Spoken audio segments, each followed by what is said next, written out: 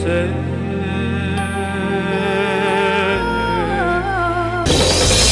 Aliwa sa mga problema nga gitubang nato karon mga kapuso sa COVID-19, maghiusa ta sa pagpanalangin sa kitasan. Makauban nato karong buntaga katong usa sa mga performers ni atong maong music video o cover sa The Prayer. Makauban nato gikan sa lungsod sa Balamban si John Lloyd Teng. Good morning. Good morning. Good morning, sir. Unsay inspiration ninyo nagbuhat mo aning inyong music video o cover ining sikat kay nga awit taliwa nini mga challenges nato karon?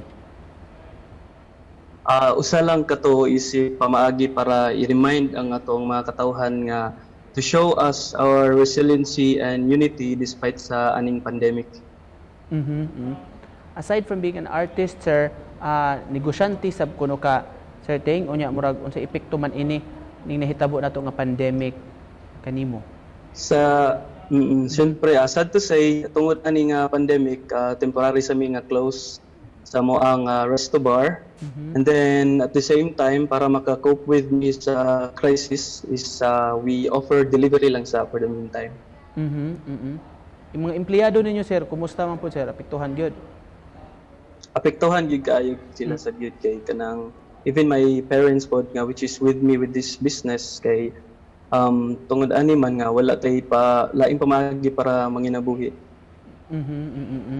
But despite this, sir, sa mga challenges nga giagian ninyo, wasab ka magpanuko nga mag-organize og mga pamaagi aron makatabang sab. Yes, exactly. We